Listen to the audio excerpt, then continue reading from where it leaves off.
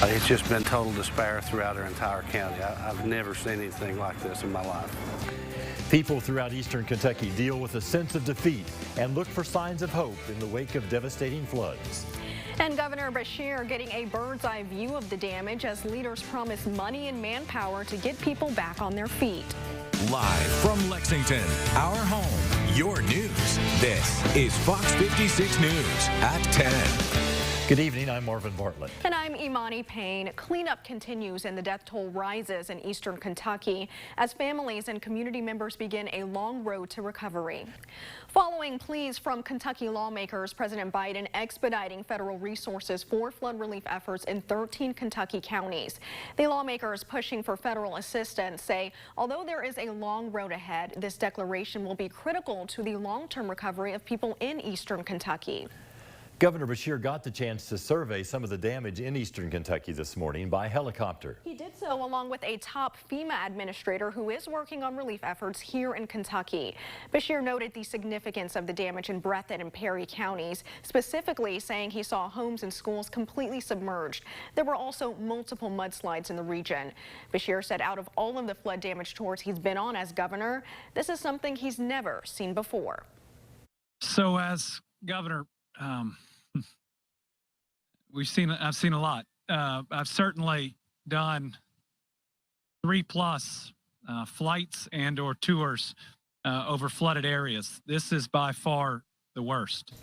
He also says about 300 people have been rescued so far, many of them from rooftops. Hazard State Representative in Frankfort also leads his local faith community as a pastor. His church is among dozens being used as a makeshift shelter. Bodie Brooks has more from that church in Perry County. Not out of the woods just yet. We are briefly drying out before more rain moves in. For more on that, let's check in with meteorologist David Aldrich. David. All right, David, thank you. People are breathing a little easier in Breathitt County, where officials worried overnight that a dam might break. It appears some of the stress on the dam at the Pan Bowl Lake has eased as waters recede. Ooh. Daniel Miskell is in Knott County with more. The governor's office has organized a way for people to help those impacted by this historic flooding. The website is teamekywfloodrelieffund.ky.gov. We have that web address and more information about how you can help inside of this story on our website. That's fox56news.com. Lexington police are searching for a pair of criminals tonight. See if you can recognize the vandal who police say terrorized Chevy Chase businesses when we return. Lexington police still searching for the man that they say vandalized multiple businesses in the Chevy Chase area. The man seen in this video threw a table and chair at the windows of multiple businesses, including the Chevy Chase Inn, Beer Trap, and Athenian Grill. The incident happened in the early hours of Monday morning. Anyone with information is asked to contact police. Inflation. Those stories and more as we go around the world in 56. The House passing legislation that would ban certain semi-automatic guns. The vote comes in direct response to recent mass shootings across the country. The bill is expected to stall in the Senate. Ukrainian President Zelensky visits one of Ukraine's main Black Sea ports where tons of grain are waiting to be exported. Zelensky expressed hope that shipments could begin in the coming days. The visit comes 1 week after a deal was struck with Russia, Turkey, and the United Nations to ensure the safe export of grain. Welcome back. Our team coverage of this week's deadly flooding continues. Our Tyler Melito spent the day in Breathitt County, where residents are trying to move forward but don't know where to begin.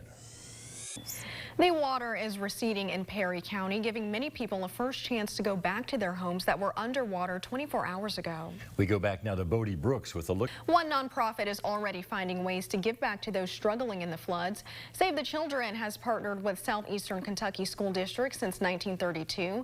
They call the floods devastating. Today they provided 3 truckloads full of supplies to those in need in eastern Kentucky, including everything from food to diapers, cleaning supplies, clothing, and more. They say it's important impacted children and their families feel supported. I think Kentucky always comes together. It's a wonderful state, and especially Eastern Kentucky, we always come together to help our neighbors. And these are our neighbors. These are our friends and our family, and we'll do all we can to help them get back on their feet. It's just a devastating loss for so many people, and we'll rally around them to make sure that they get through this. For more information on other ways you can help those struggling in eastern Kentucky, visit our website. That's fox56news.com. More coverage of this week's devastating floods when we come back. We'll head back out to Perry County as the cleanup process continues.